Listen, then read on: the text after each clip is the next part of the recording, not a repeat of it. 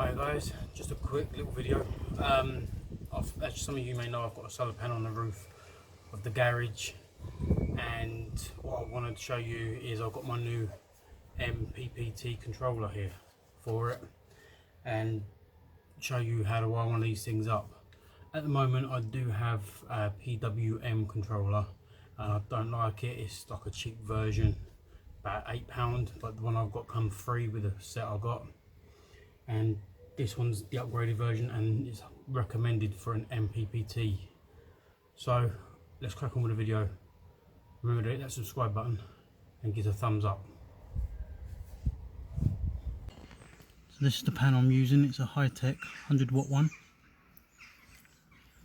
I've got it mounted with some angled brackets on top of the garage roof here.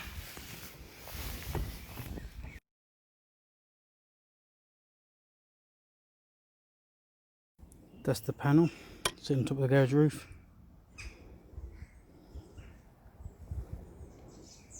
On some angled brackets. And the wires are running along to the front where the controller is underneath. Okay, so the first things first is with the old controller, I'm going to need to disconnect it.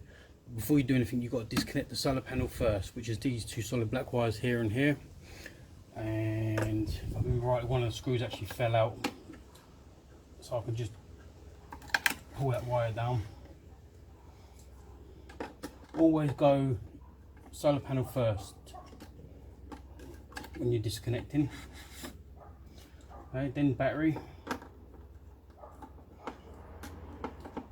The reason why you always connect your battery first and then disconnect it last is to do with you protecting the actual controller. If you was to plug the solar panel straight into the charge controller, you could potentially fry the controller and then it would be no good. So you always connect your battery first. These wires I'm doing now, they're the load, and on the load, which is this button here, I've got a little floodlight just here that lights up my workbench area. So I've got all my wires disconnected. Let's remove the actual controller itself from the board. I'm going to have to drill some fresh holes, so I have to go and get my drill. But that's the old one. Let me show you a comparison. You put them side by side. Obviously this one's better. Now if you've noticed, as I flipped them, and you got this is a communication button. It comes with this little box that you plug in, and this is a temperature. I'll talk about these in a minute. So let's get this all put into place. What I'm going to do is I'm just going to push this wiring all the way back in. So that's behind. I have disconnected the battery, in case you were wondering, so there'll be no sparks.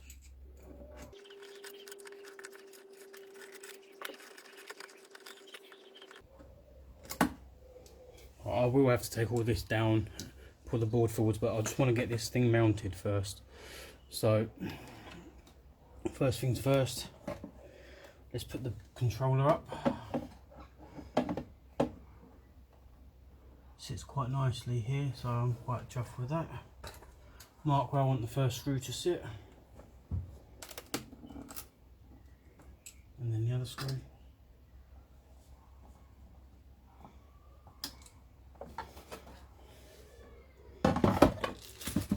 Comes with a little bag of bits, fasteners and stuff.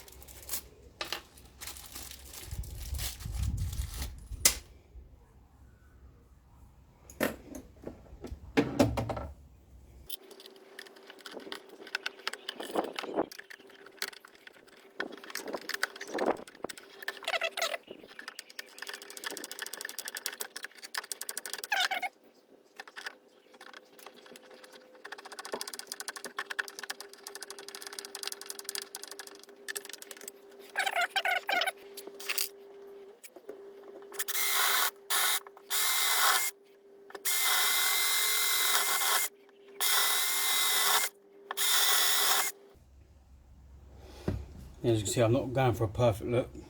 just want to have some holes to get the cables through. So now what I've got to do is I've just got to clear all of this off and undo this backboard so I can poke the wires back through there.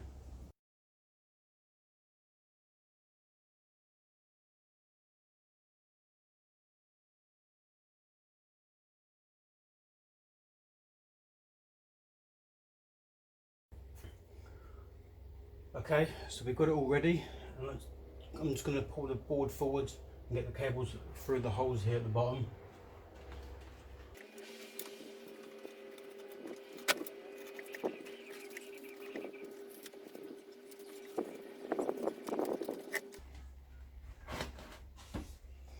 And it would seem the wire that's gone to the actual battery has fallen down the back, so I'm going to try and fish it back up somehow. Okay, so this is the wire that fell down the back. I've disconnected it from the battery and I'm going to re-lower it down. So this cable is able to run 16 amps of power. So that goes between the controller here and the actual battery. So let's run this back down again.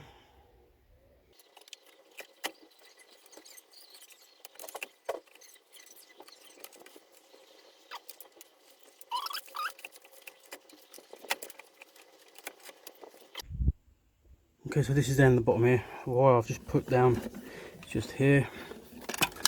Pull that through. Let me quickly explain what I've got down here for you. This blue wire, okay, goes to a 5 amp fuse here.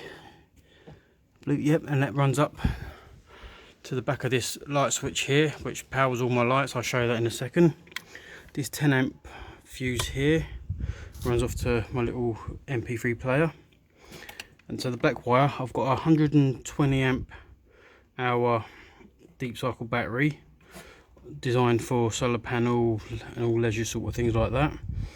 And I'll connect a 300 watt power inverter directly to the battery when I need to. Everything else goes through this fuse box here, and this wire here is capable of drawing 27 amps because it's a combination here, the 10 and 5, which is 15 amps. So I've got a wire that can carry a little bit more than the rated ampage. I'll give you a better breakdown of it in a second. So let's get this battery reconnected and then come back to you. So I fed it down the back onto the battery there, as you see. Before I fully connect it and put the ground in, the old system was these little connectors like this, you know, your crimps. So this new system is not like that. So I'm going to have to cut all of these off.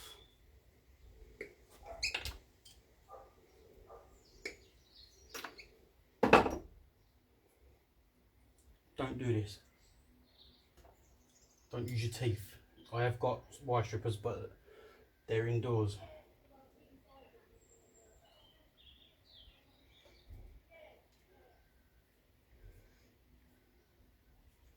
Right, I'm going to move the camera so you get a better angle of me plugging all this in. Okay, so I've repositioned the camera to see if you can get a better view of what I'm trying to do. Okay, so you have to undo them, obviously, then 1, 2, do them up.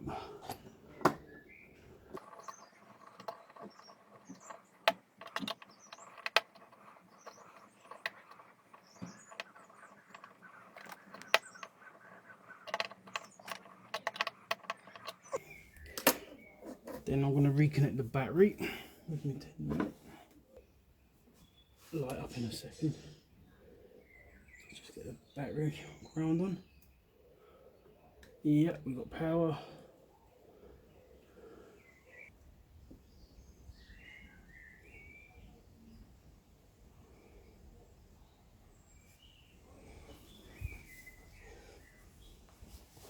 Let's come up and see what it says. Okay, where's that little cable? This cable that come with it, this is a battery temperature gauge. So what we'll do is we'll get it all plugged in, and then what we do is with the actual thermostat side of it, this part, I'm going to put it through one of these holes, come down to the negative terminal, so then it can, if it starts to draw too much power, the wires start heating up, this can regulate. I'm guessing that's what it does, if that makes any sense. So nope, it's probably sitting just behind here, so I'll run that down. One thing I have forgot to tell you is just here, this moon means there's no panel, there's no power coming off the panel because it's not obviously plugged in yet. So let me scan down. So I'm going to get the panel connected now, negative and positive.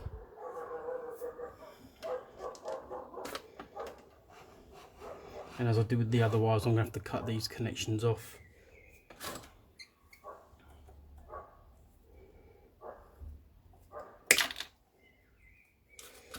Get a knife and give myself some fresh wire.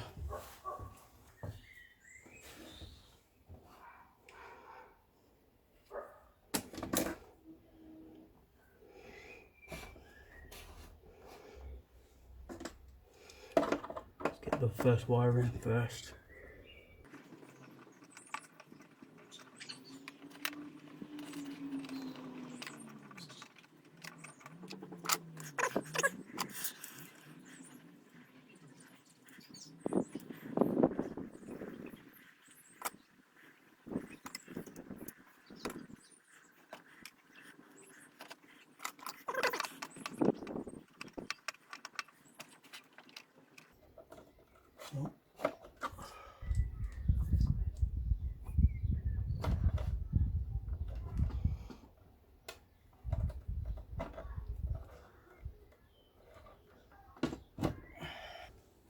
Okay, you can now see the sun's come on there, look.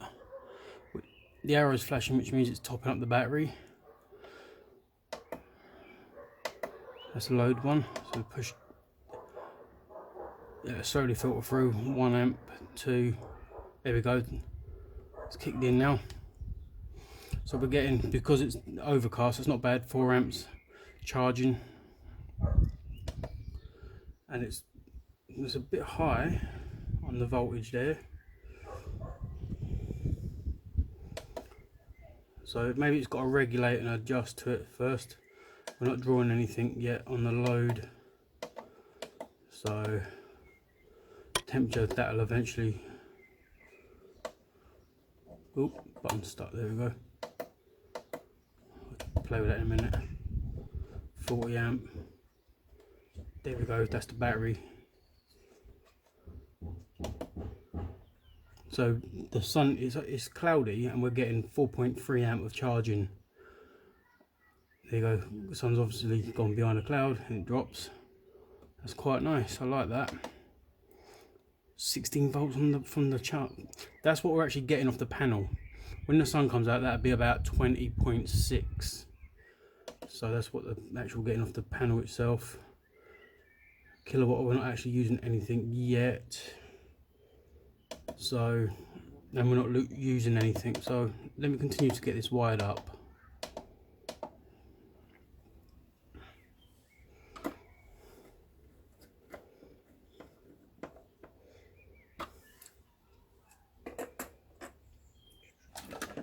So the load one comes to a little floodlight I've got here, so I'm just going to put that up out of the way for the moment, so I can have a bit more wire. This one, I actually have this to light up my workbench, like I say, and the same as the other ones, positive, negative on the load. Put the shelf up now, you've blocked your view.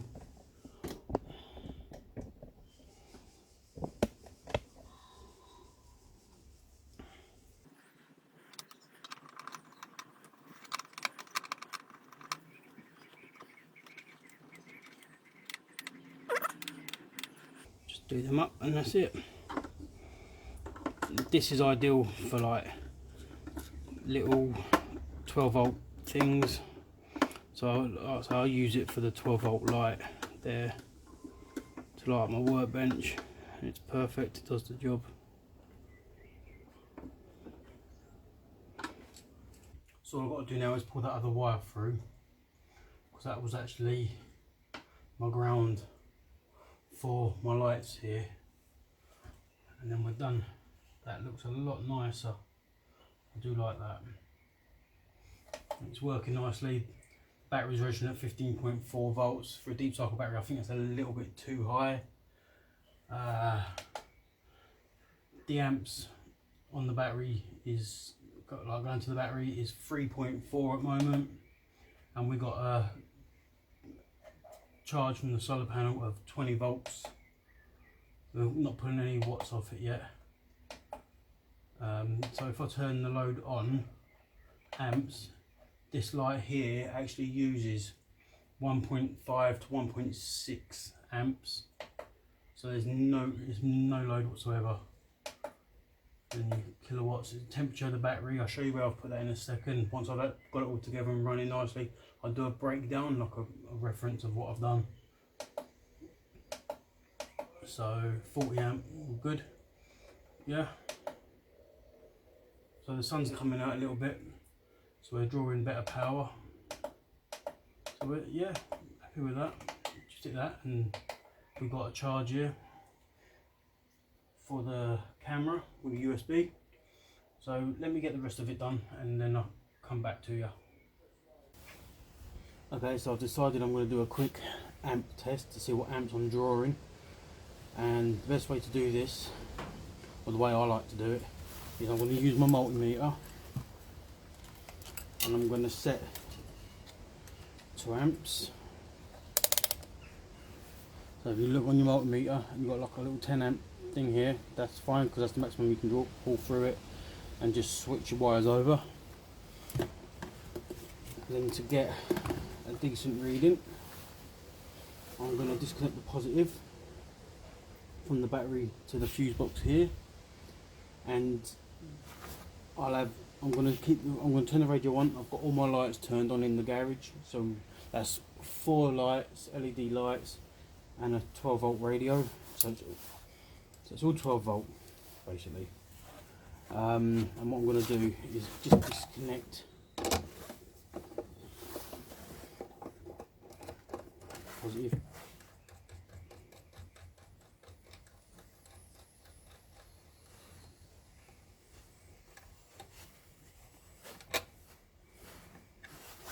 Everything's gone off. Now let's see if I can give you a decent reading on this as I do it. You can't see it. Right, let's put it a bit closer. No, I'm blocking in.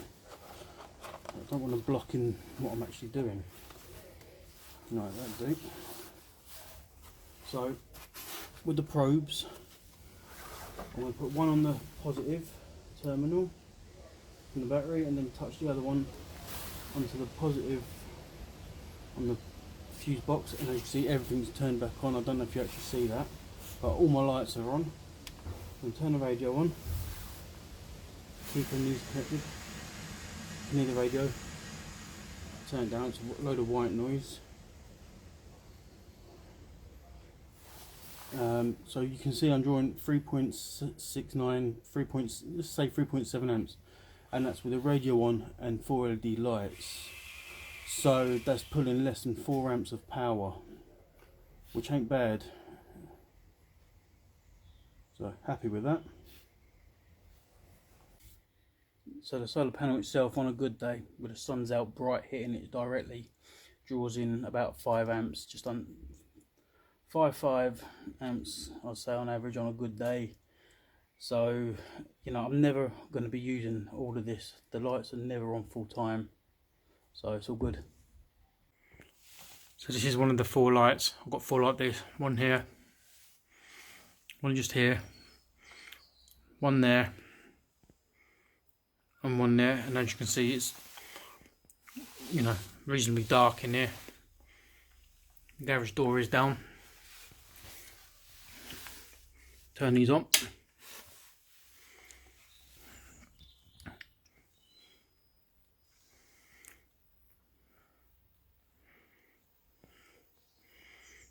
And it lights up quite nicely. Come around for the load light. And it lights up my workbench.